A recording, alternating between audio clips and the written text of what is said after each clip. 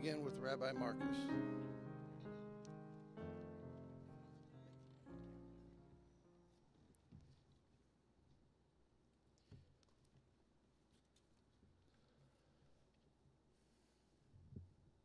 It's a great honor for me to be here.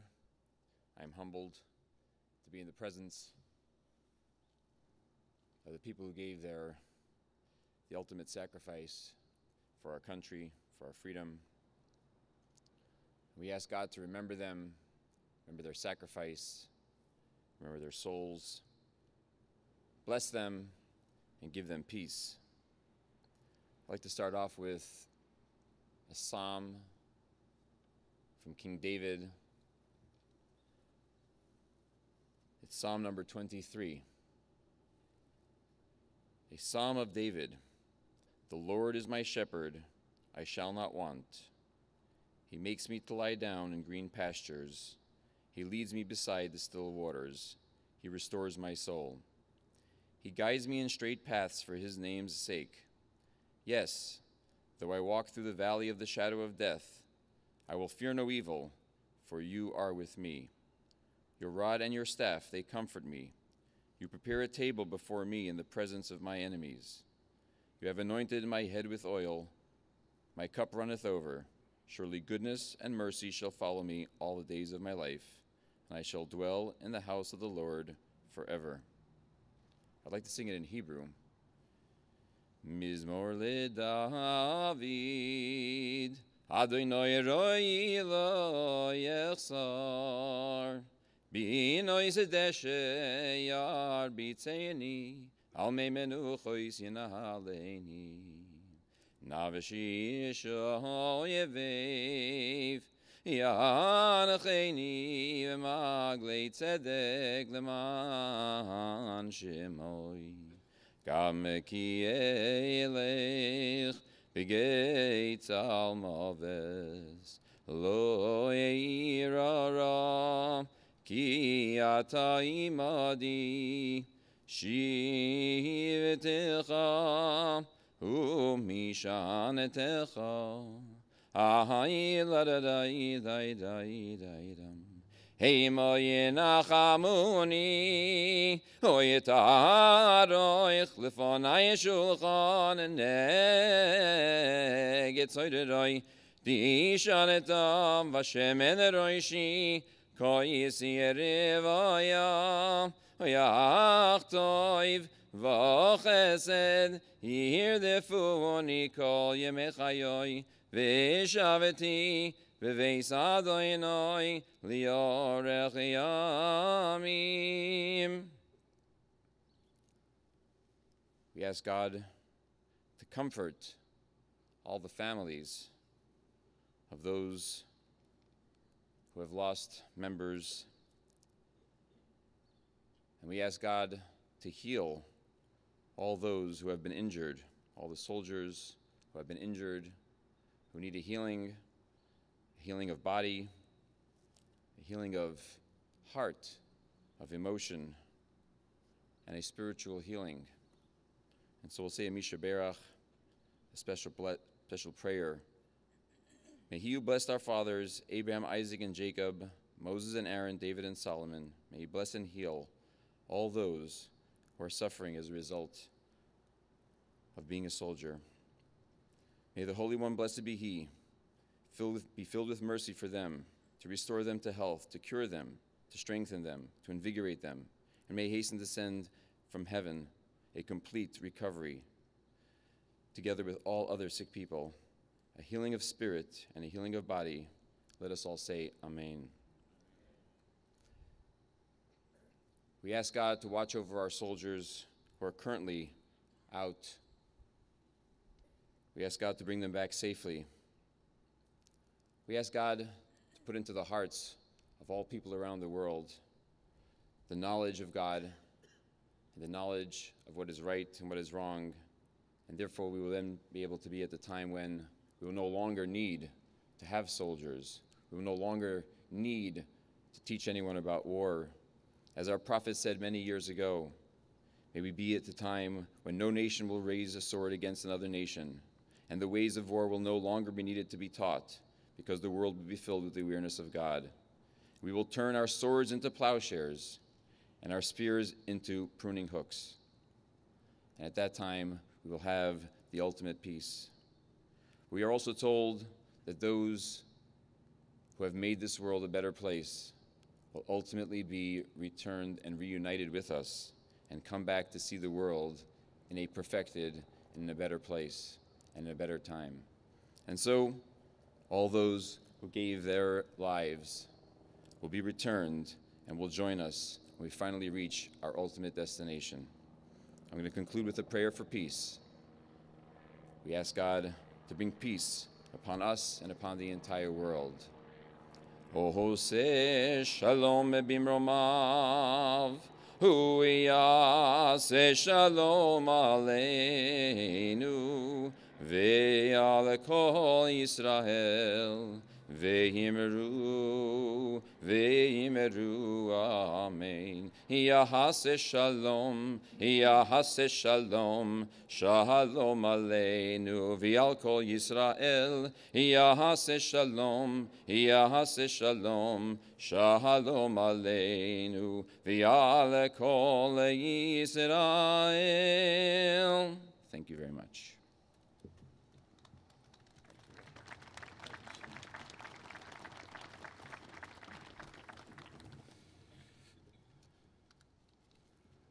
We'll now have the presentation of the colors.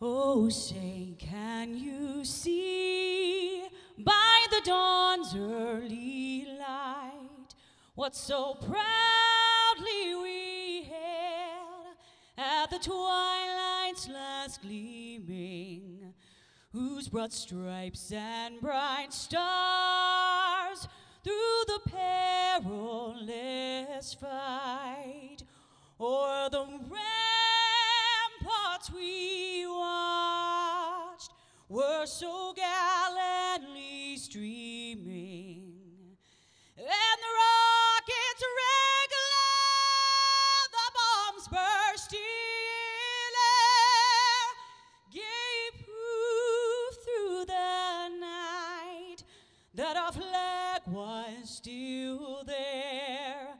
Oh, say does that star-spangled banner yet wave o'er the land of the free and the home of the brave?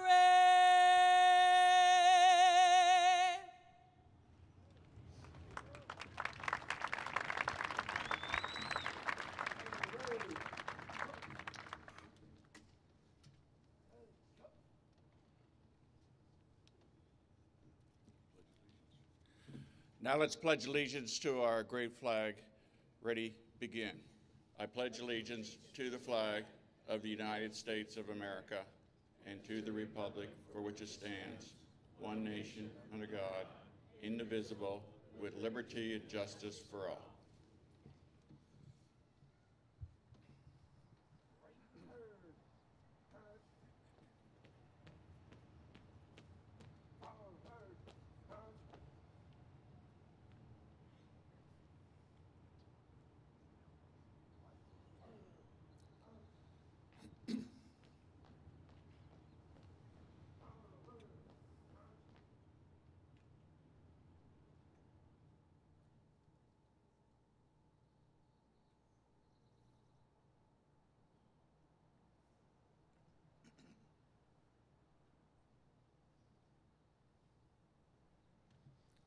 Good morning. You all may be seated. Thank you. My name is Ed Sachs. I'm the mayor of the City of Mission Viejo, and I'd like to welcome you on behalf of all of my council colleagues. I thank you for joining us today to honor the men and the women who gave the ultimate sacrifice for their country. Each year, we set this day apart to pay attention to those who sacrificed. As family members, friends, neighbors, and even strangers come together to remember them.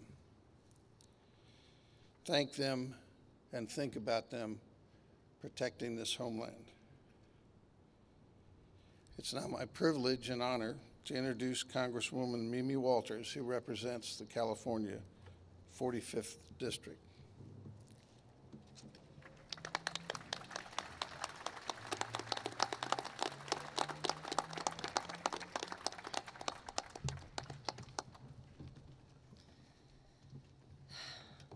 Good morning, everyone, and thank you, Mayor Sachs, for the kind introduction. I'm grateful for the opportunity to be with you on this Memorial Day. It is an honor to represent California's 45th District in the United States House of Representatives. Today, surrounded by banners honoring the fallen, we gather to pay tribute to the brave men and women of the armed forces from Mission Viejo and across our nation who made the ultimate sacrifice for our freedom. Back in Washington, it is Congress's greatest responsibility to provide for our national defense and to care for all those who take up arms for our country, both during and after their active service. As the proud daughter of a United States Marine who was stationed just down the road at Camp Pendleton in the 1950s, ensuring that veterans receive the high-quality care, services, and admiration they earned is an issue I take personally.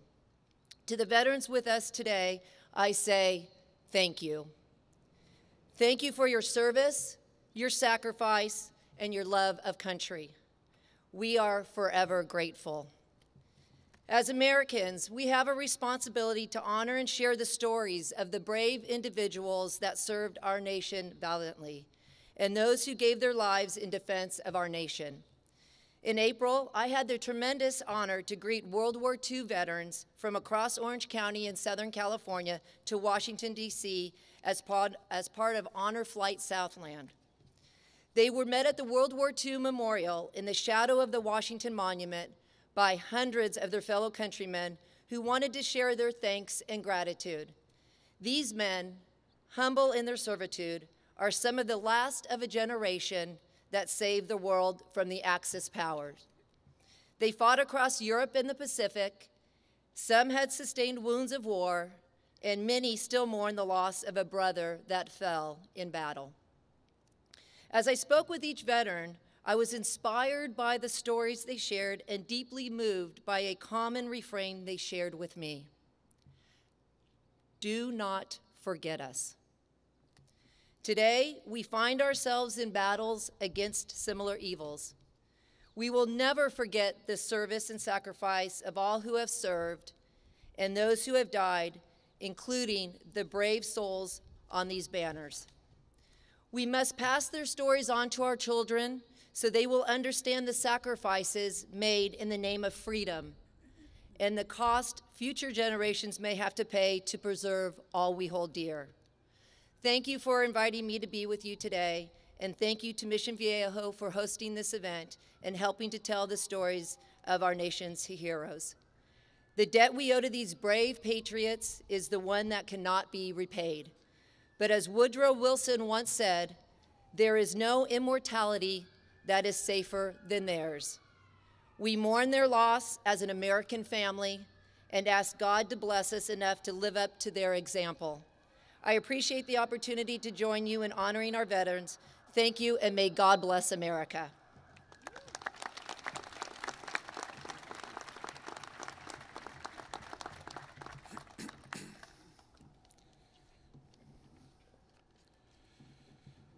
Thank you, Congresswoman Walters. Now we'll introduce the folks who have joined me on stage. Our keynote speaker this morning is Petty Officer First Class Edmund Smith from the United States Navy. Just stand and be recognized. Thank you. Our guest speaker is Frank Pangborn. Thank you, sir. And thank you, Rabbi Marcus, for your moving invocation. Rabbi, thank you.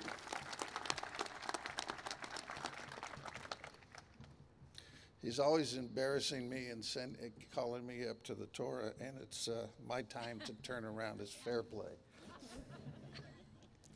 Rabbi Marcus currently serves our community at the Chabad Center.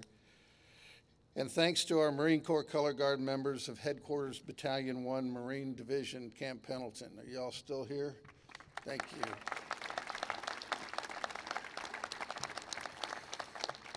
The city is proud to have the opportunity to support members of the battalion year-round through volunteers, sailors, and Marine Adoption Committee. I made sure to put in the sailor part of that because it gets missed every now and then. Sorry, Colonel. I'd also like to thank Dawn Wright, who shares her gift with us once again, and I think if you could just open up a little when you sing, it might help. Kind of improve the...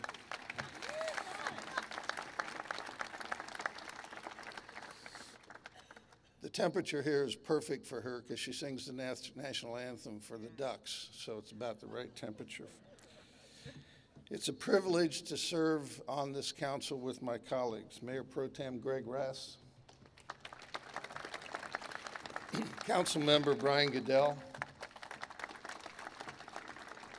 Councilmember Bucknam, and Trish Kelly, who could not be with us today. It is this council that is ever focused on the mission that enhances the quality of life for our residents here. It is with great pride that our city displays the American Hero Tribute banners you see at the Kershaw Gardens behind me. The images and thoughts of these banners remind us of what our country stands for, and more importantly, the cost to human life for that pride and that price of freedom. The mission of American Heroes Tribute Banners is an honor to fallen soldiers who gave their lives in war and terror in Iraq and Afghanistan. The banners are designed by their families and displayed across the nation. I encourage everyone, when we finish this, to spend some time in the garden after the ceremony. You will find words of wisdom. You will find inspiration from such American heroes as Sergeant Michael S. Evans of the United States Army. He wrote this letter, which was only meant to be opened upon his death. I gave my life so that you could live. Not just live, but live free. Please don't forget what I died for, and never let anyone disrespect that. These are many generations of heroes behind me that live on in our hearts. Now I invite Councilwoman Wendy Bucknam to introduce our keynote speaker.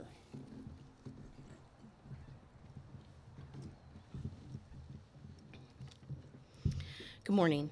It's my honor to introduce Petty Officer First Class Edward Smith, who serves as a Navy recruiter in the United States Navy. He joined the United States Navy 1 week after the tragic events on September 11th, 2001. His service has taken him aboard aircraft carriers USS Harry S. Truman and the USS Ronald Reagan, and he has been the lead electrical engineer aboard the amphibious assault ship, the USS San Diego. His call to duty include Operation Iraqi Freedom and Operation Enduring Freedom. For his outstanding efforts, he holds 3 Navy and Marine Corps Achievement Medals, as well as a 2012 Sailor of the Quarter Award. It is my absolute privilege and honor to introduce you to Petty Officer First Class Edward Smith.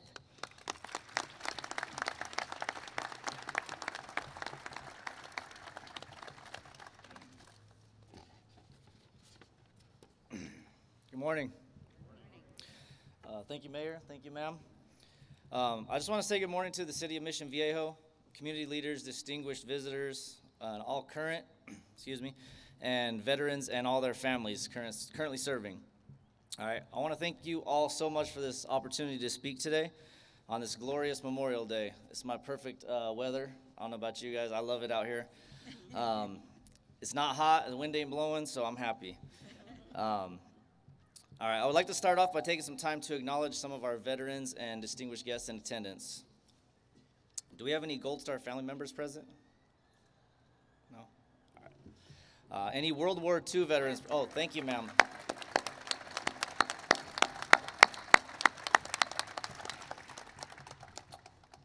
Do we have any World War II veterans present at this time?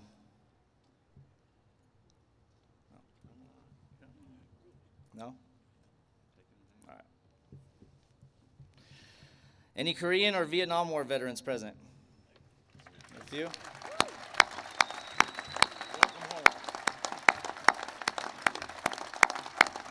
Thank you all, thank you all.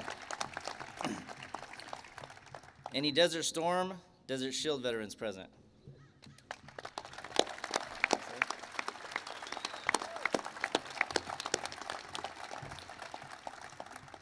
And last but not least, any Iraq, Afghanistan veterans?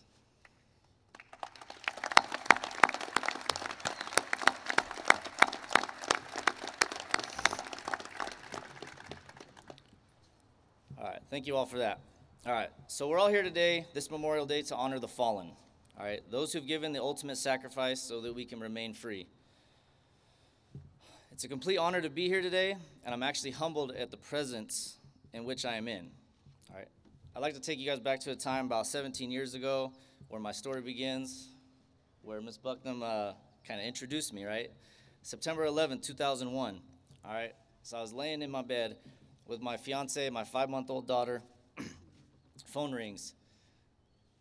On the other end is my father-in-law. He states, "We are under attack." So I'm like, I said, "What?" And he said, "Turn on the TV." All right. So I turned on the TV, and in that moment, I felt a lot of different things, right? I felt anger, frustration, mostly.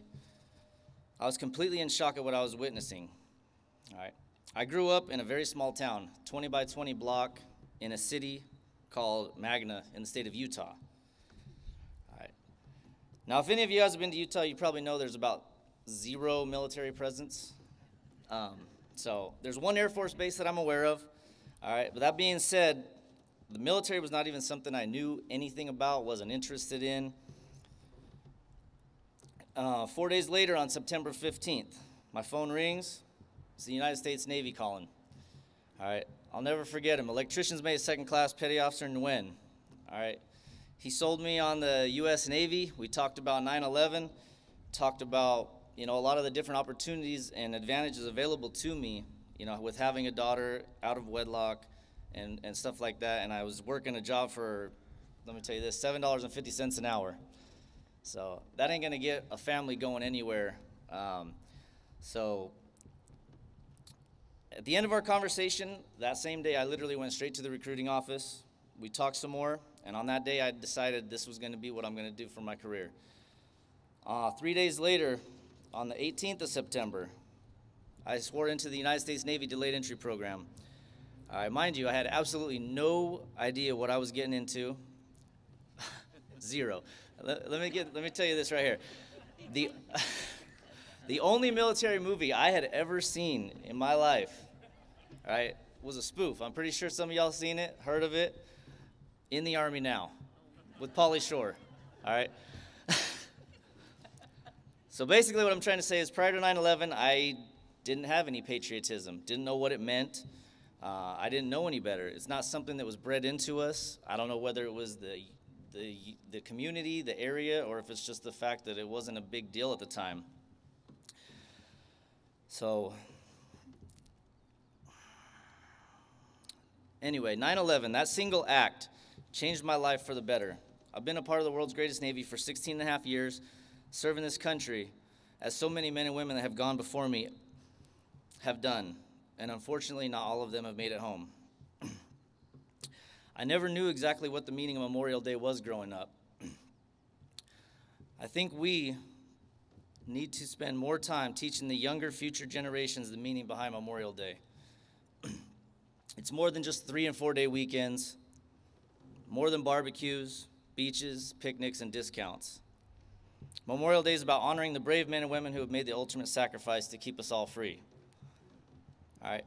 My wife had our son, my second born, on May 26th, Memorial Day, 2003. That was our celebration.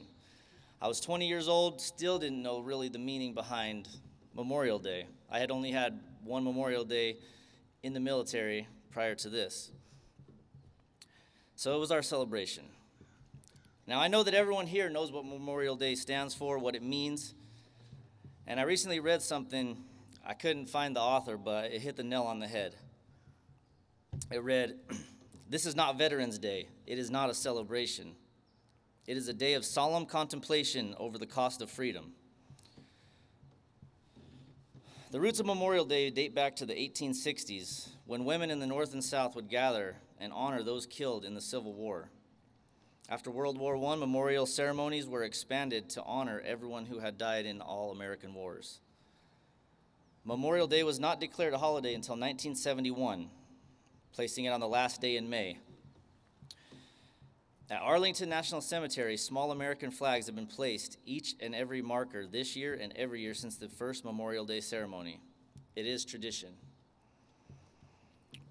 On his final Memorial Day speech in 2016, President Barack Obama said this, "Less than 1% of our nation wears the uniform, and so few Americans can see this patriotism with their own eyes or know someone who exemplifies it.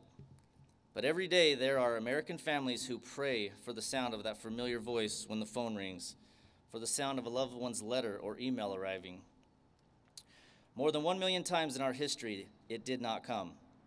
And instead, a car pulled up to the house, and there was a knock at the front door, and the sound of taps floated through a cemetery's trees. I have been very blessed, fortunate, and maybe lucky to have never lost anyone in conflict that I have ever known, in any service. Today, I reflect upon the 1 million plus people this year and every year that have paid the ultimate sacrifice. In the year of 2000, President George W. Bush signed into law the National Moment of Remembrance Act. So, at 3 o'clock this afternoon, as we will not be together, I ask that you all take a break from whatever it is that you're doing, wherever you are, and honor those that have passed on while serving this nation.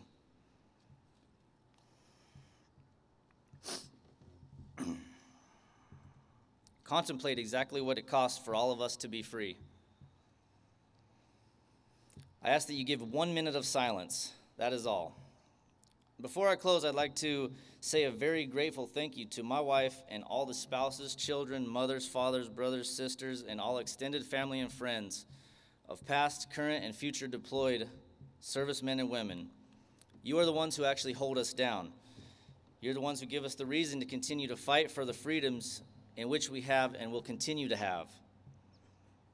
From the care packages and letters received while away, the phone calls, the welcome homes, the support that you give us, you are just as much a part of the military family as the service member. Your support means the world to us, and your effort does not go unnoticed.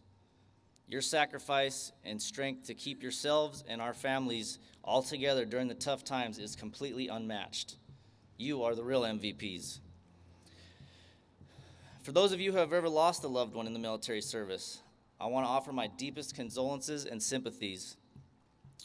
And I am sure that you know their sacrifice does not go unnoticed and their memory will forever live on.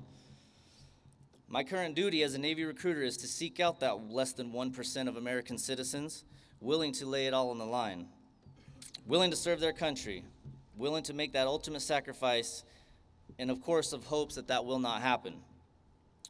People join the military for all different types of reasons, whether it be for benefits, travel, college opportunities. They want to be a part of something greater than themselves. Some need discipline. Some need to learn respect for authority. Some want structure. And some do it just to completely give back to the country which has given them so much. Whatever the reason, they all have one thing in common, and that is the willingness to serve and always be ready when called upon. I guess it's a little joke I like to have here. In my first 15 years in the Navy as an electrician, the closest I ever came to any type of combat was changing light bulbs on an aircraft carrier that the planes launched off of that were a part of Operation Iraqi Freedom and Enduring Freedom. So we were, as a team, a cohesive unit. We were all a part of Operation Iraqi Freedom, Operation Enduring Freedom. Everybody has a part. This right now is my favorite time in the Navy. I love getting the opportunity to go out and speak with people, the younger generation, teach them about the things that can be available to them. Whether it be Navy, Marine Corps, Air Force, Army, we're all military. Anything and everything that's been provided for me can be provided for any single individual out there. Living and working in one of the greatest places in the world is just a bonus. I've actually been blessed to be stationed in Southern California since 2004. In closing, I'd like to thank Mr. Scott Baker for reaching out and allowing me to speak on this amazing day. And I'd like to thank each and every one of you for being here this Memorial Day. Thank the City of Mission Viejo. It's one of the safest cities in America. And after being here for a little bit over a year, I've discovered it's one of the friendliest places as well. Numerous times weekly, we are greeted with "thank you for your service" or other nice gestures. Individuals seek us out as members in uniform to purchase our coffee, lunch, or even a simple snack at the gas stations. I love the City of Mission Viejo. I love Southern California. I love the Navy. I love the military in general.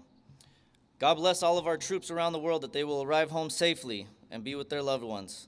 I hope you all have a very blessed and wonderful day. God bless America. Thank you. I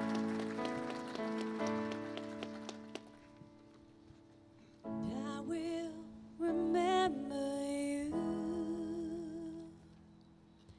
Will you remember me?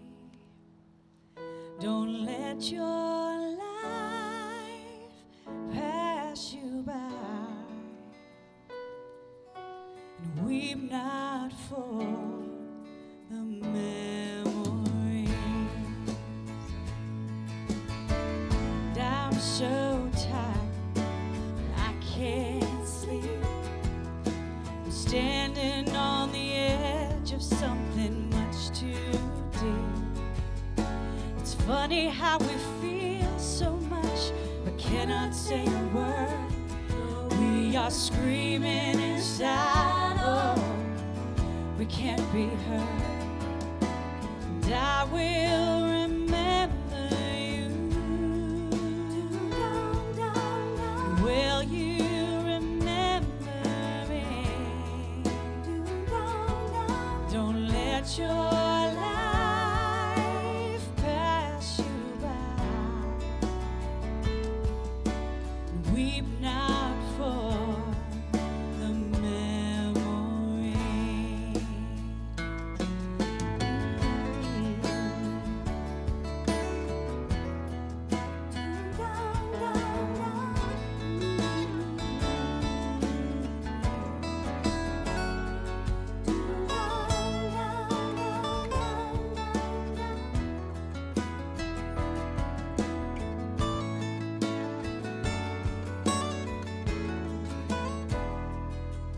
I'm so afraid to love you, but I'm more afraid to lose.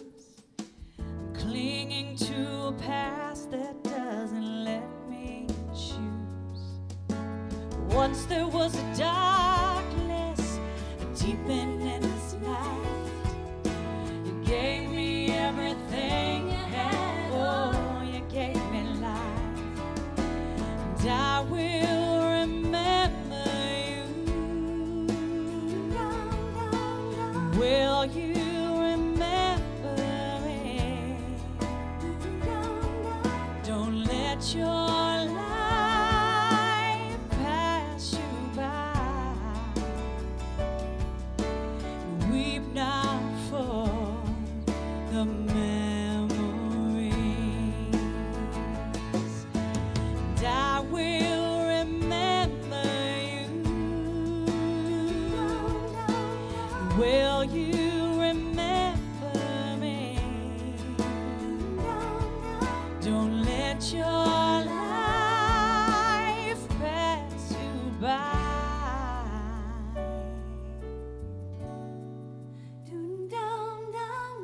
Weep not for the memories.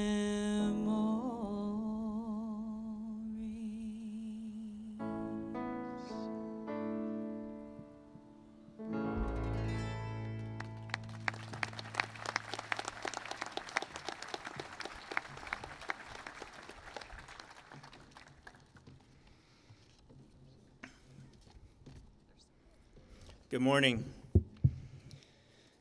I'm Councilmember Brian Goodell, and I have a special greeting and apology from Councilmember Trish Kelly, who couldn't be here today. She's on a vacation with her husband, Jack, a former Marine aviator, and their son, daughter-in-law, and their newest grandchild, so she wishes she could be here. You know she'd be here if they weren't out of town. Thank you, Don, and thank you, Petty Officer Smith, for your service. Oops, outside. Being with us here today in Mission Viejo. Really appreciate it. Our guest speaker today is Frank Pangborn. Frank Pangborn is an Orange County native who served in Vietnam from 1969 to 1970 as a second lieutenant with C Company, 1st Battalion, 12th Regiment, 1st Cavalry Division. His company worked along the Cambodian border, searching for the Ho Chi Minh network of trails the North Vietnamese Army used to infiltrate troops and supplies to South Vietnam from the north.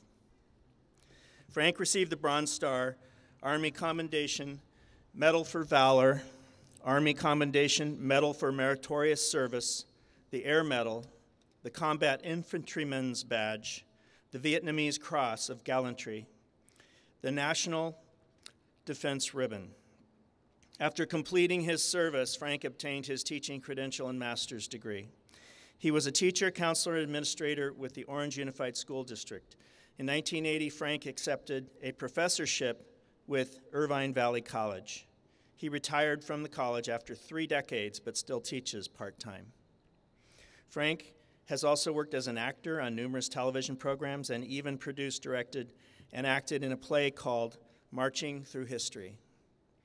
Frank served as past president of the Vietnam Veterans of Orange County Chapter and was vice president of the Freedom Committee of Orange County. It gives me great pleasure to introduce Vietnam veteran Frank Pangborn.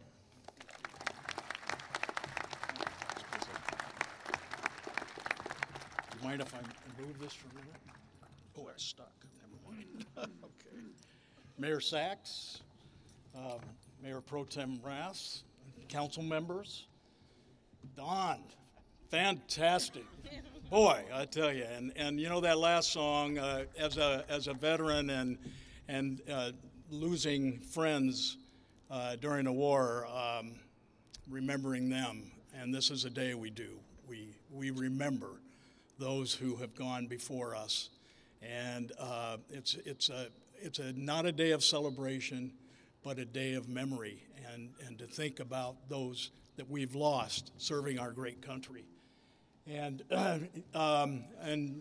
Congresswoman Mamie Walters, I don't know if she's still here, but I wanted to thank you and Scott Baker for having me come to speak today.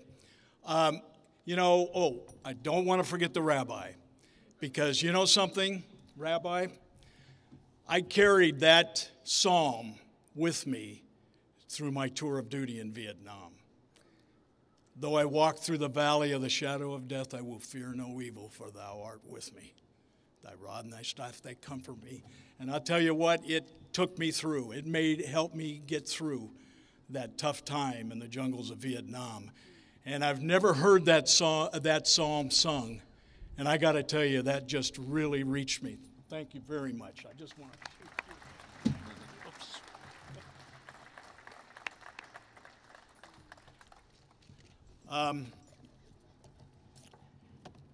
I want to try one thing real quick here. we've got a lot of veterans in the audience. I see a lot of them. And Edward Smith acknowledged you. But you know what? I want the audience to acknowledge you. And so I'm going to say on the count of 3, I'm going to say, thank you, veterans. And I want to hear a yelling, thank you, veterans, all right? So let's do it, okay? So on the count of 3, 1, 2, 3. Thank you, veterans. Yes, yes.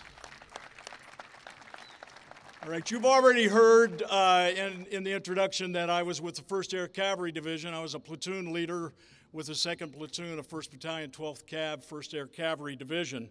We were an air mobile unit. We used helicopters a lot going through the jungles of Vietnam. We worked primarily the Cambodian border area, looking for this network of trails called the Ho Chi Minh Trails. Anything we encountered was the enemy. So we weren't working in villages. Anything that moved was the enemy. And it was the North Vietnamese Army that we dealt with in the area that I worked in 3 Corps of Vietnam. This was a network of trails that the enemy used to bring troops, supplies, and equipment into South Vietnam.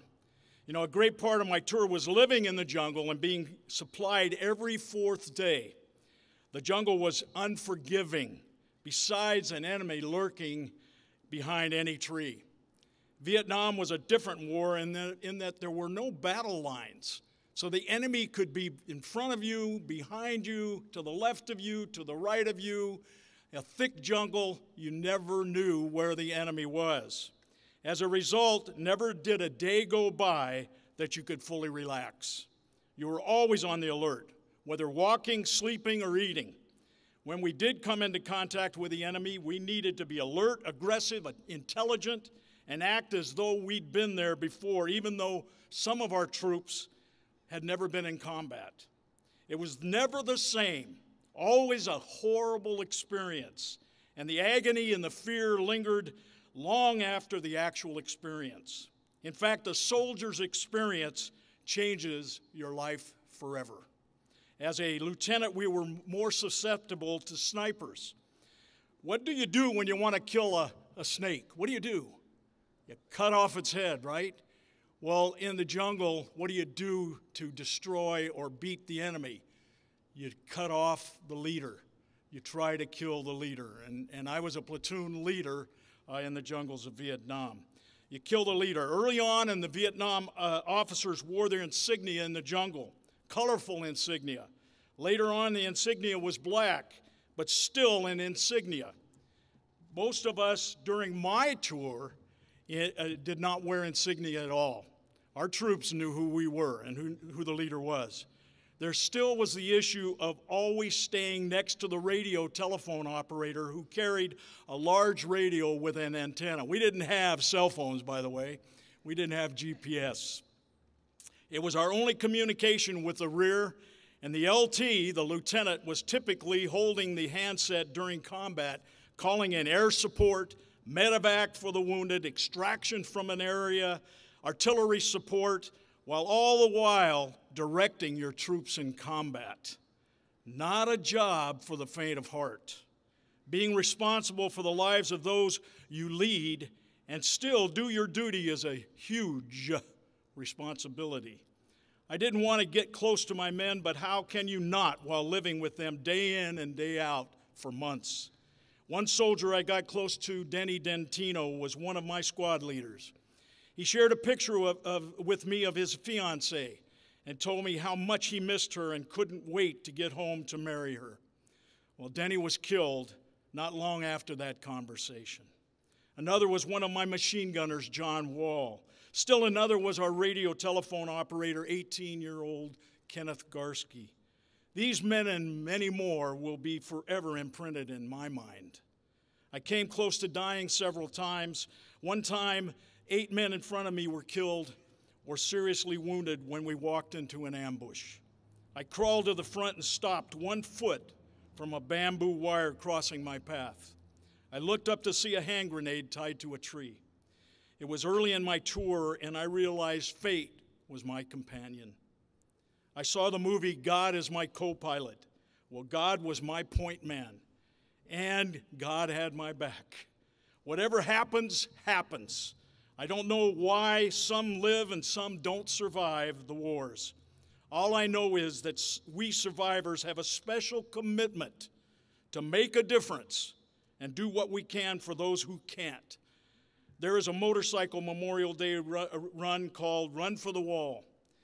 The theme of the ride from the West Coast to Washington, D.C. is We Ride for Those Who Can't.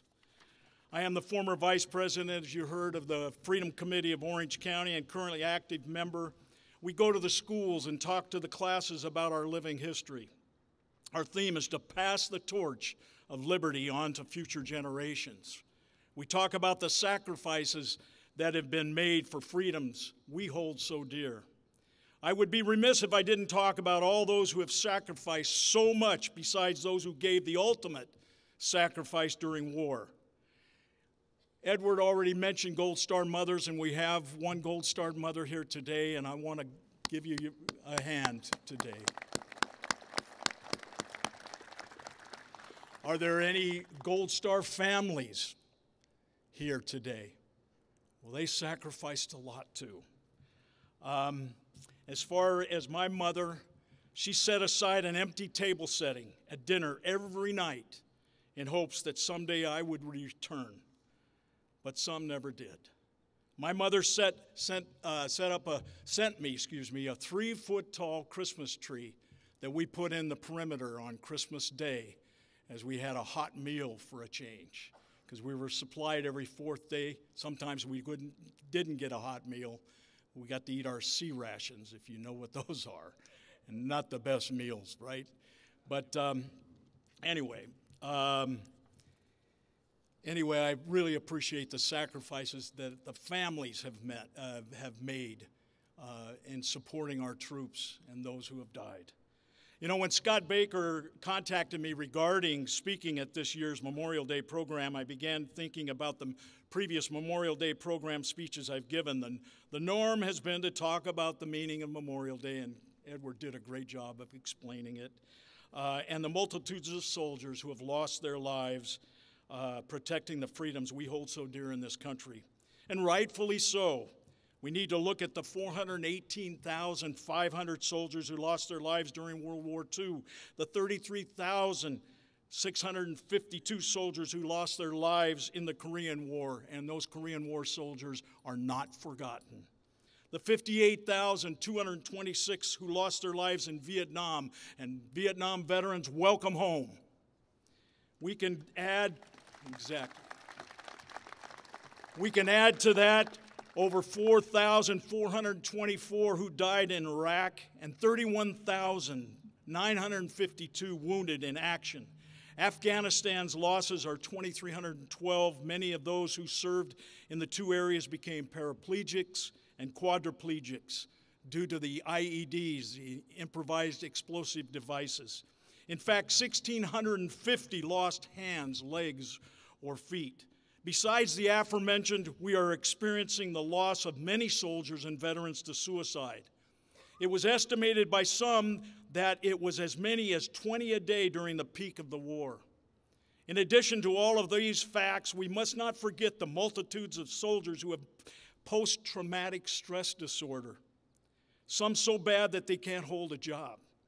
But let us not also forget the Vietnam soldier who was contacted a variety of illnesses from chemical Agent Orange that was used as a defoliant in the jungles of Vietnam. You know, 2.7 million soldiers served in Vietnam. There were 9 million soldiers during the Vietnam War from 1964 to 1973. But 2.7 served in Vietnam. Of that 2.7, it was approximately one out of every 6 to 7 soldiers actually served in combat. And of those soldiers, approximately 10% died in combat in Vietnam. Vietnam veterans represented 9.7% of their generation.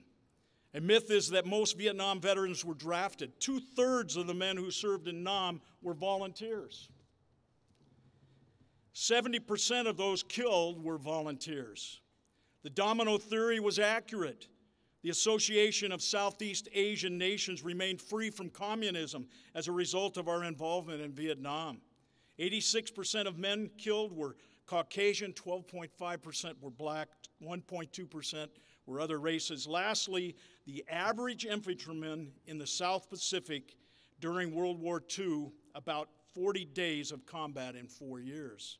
Terrible combat, and I really respect the dedication and time that was spent by the World War II veterans. The average infantryman in Vietnam saw about 240 days of combat in 1 year. And this was due to the fact that we had helicopters, the 1st Air Cav. Every time we found out that we got intelligence that the enemy was in an area, we combat assaulted in that area by helicopter. We built fire bases within a couple of days. Our mobility was so much greater than it was during World War II. You know, I have flyers about the Freedom Committee over here next to the table. And I really encourage veterans to get involved. You know, we call it pay it forward. And we need to pay it forward.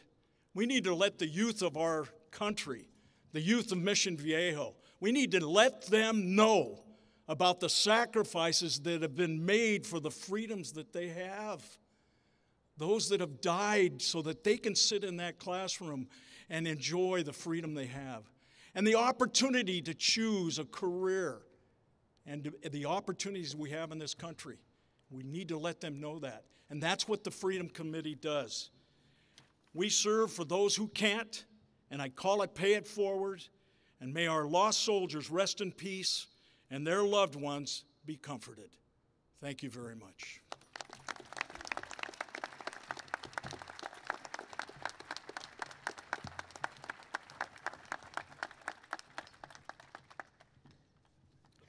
Thank you, Mr. Pangborn, for sharing your story with us today. Allow me to introduce John Martin from the American Heroes Tribute Foundation for a special dedication of a banner that we're honored to receive. Good morning. First and foremost, I'd like to thank you for being here. Early on Memorial Day, to pay tribute to those who have paid the ultimate sacrifice speaks volumes about your priorities. It's great to see such an impressive turnout, as always, in Mission Viejo. Thank you very much. I appreciate you doing this.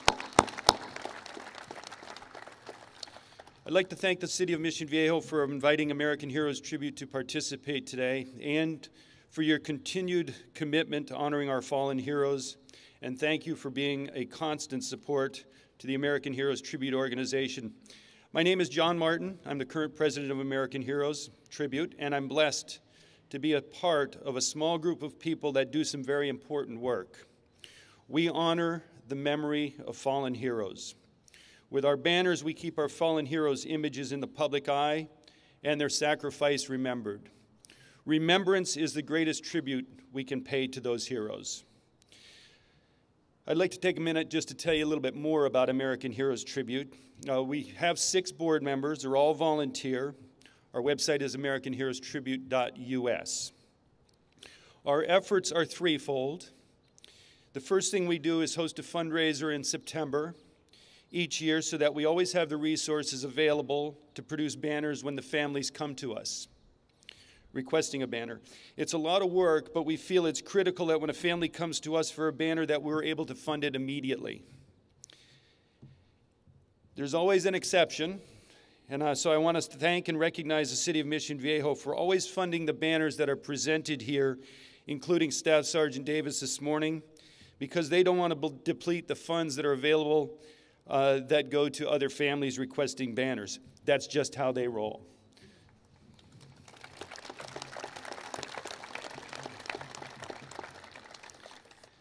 The second thing we do when a family requests a banner is we coordinate between them and our printer, and the family provides us with the photo and the remembrance information that is used on the banner. So basically, or essentially, they design it. We produce a 3-foot by 9-foot banner, size behind us, that we keep in our inventory, and we produce a smaller 18-inch by 54-inch banner that we present to the family. The third part of our effort, and probably the most important and impactful element of what we do, is to find events, both public and private, to display the banners. We currently have over 350 banners in our inventory, and typically during the course of the year we'll support about 20 events. And this week alone we have banners being displayed in San Diego, Vista, here in Mission Viejo, the Gold Star Family's home in Long Beach, Santa Clarita, San Jose, and Victoria, Texas. And in many instances we'll have board members actually attend the events. So that's what we do, but today we have the privilege to honor a very special Marine, Staff Sergeant Jonathan Davis, and we were humbled to have his wife, Helena, and their son, Calvin, here today. Thank you very much for joining us.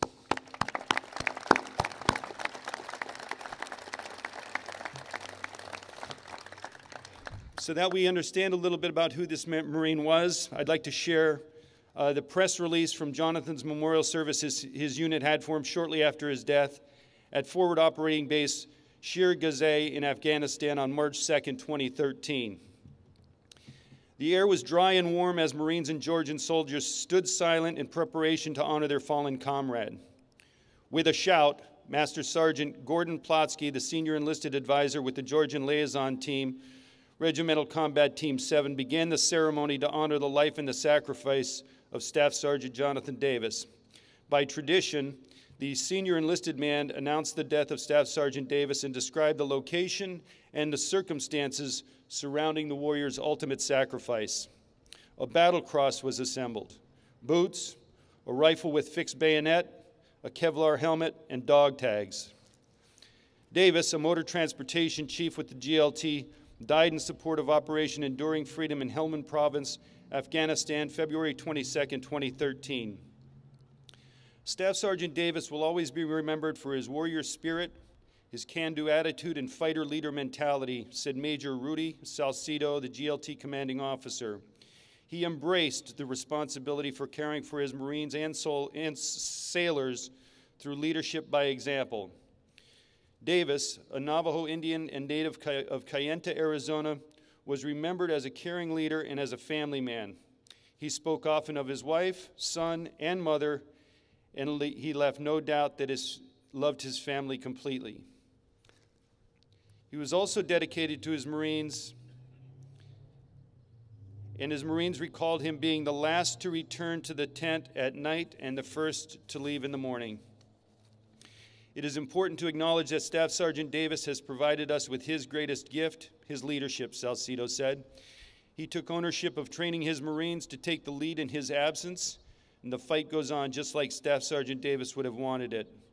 Commander Michael Williams, the RCT chaplain, reminded Marines that Davis' sacrifice must never be forgotten and should be carried on by future generations of Marines. How do we honor this man, Williams asked? We honor him by carrying the torch and continuing our mission, by upholding the high standards of this organization and by staying true to who we are.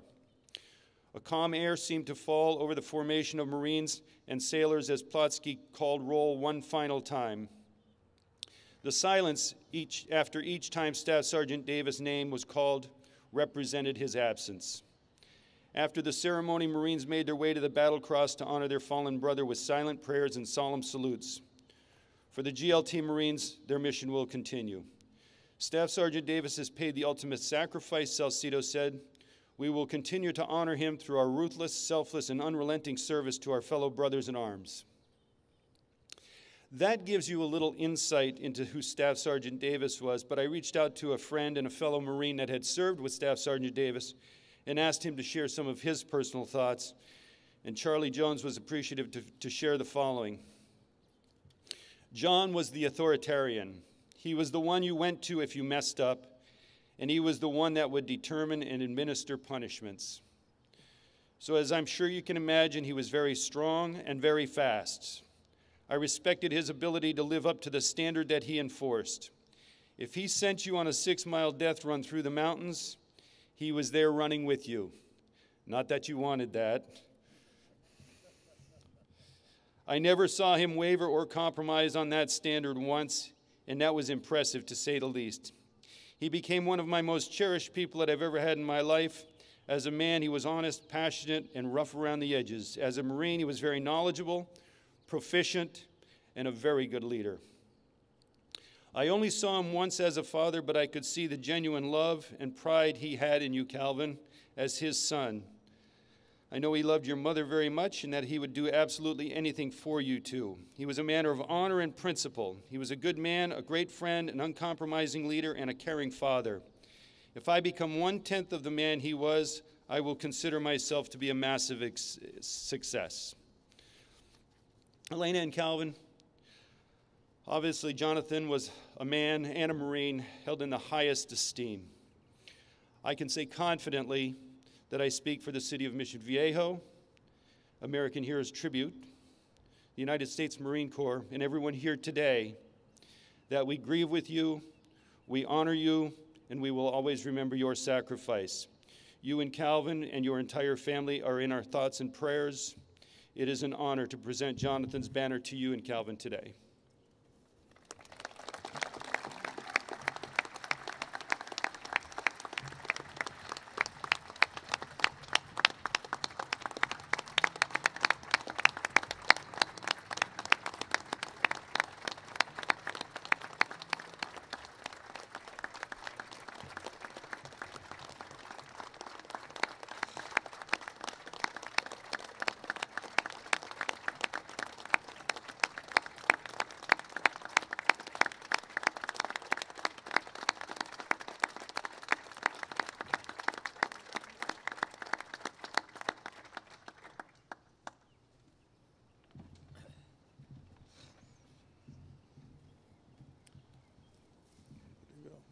Thank you, Mr. Martin.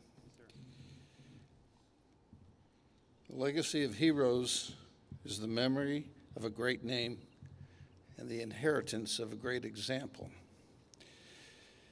I'm reminded of an anonymous quote, "Our flag does not fly because the wind moves it. It flies with the last breath of each soldier who died protecting it." I'm also caught thinking of 3 brothers who served with me in Vietnam and whose names are on the War Memorial in Washington, D.C. It's over 49 years ago now, but I think of them always.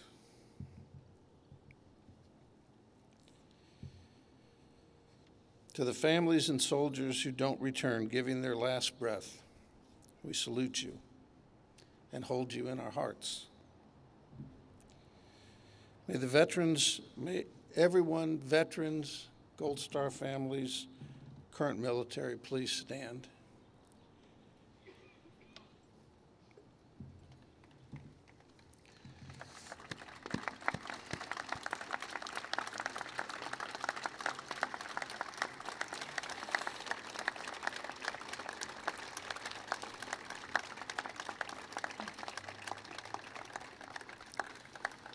Thank you all.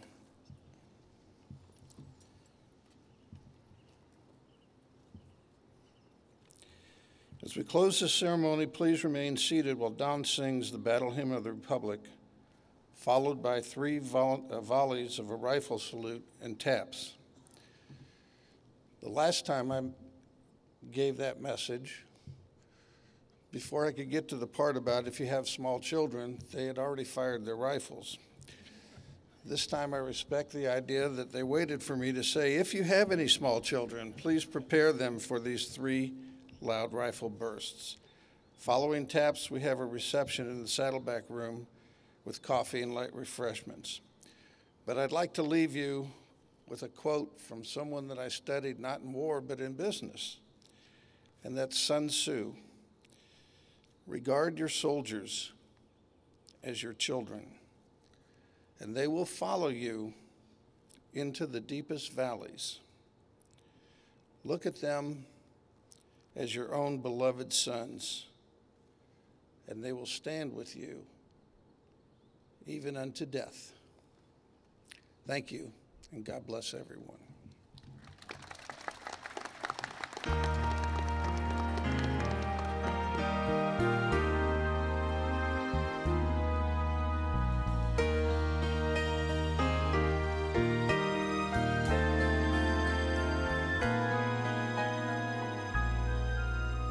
Mine eyes have seen the glory of the coming of the Lord.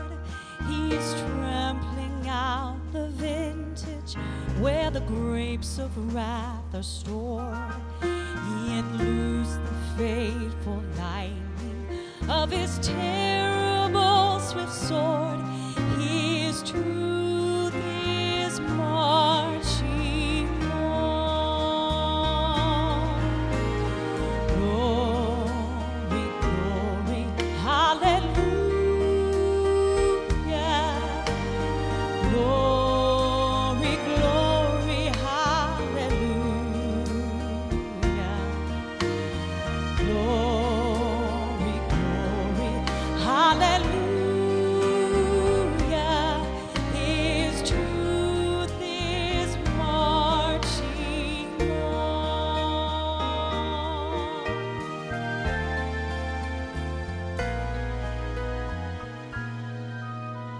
In the beauty of the lilies, Christ was born across the sea, with the glory in his bosom that transfigures you and me.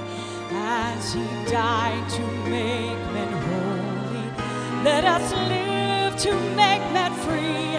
Why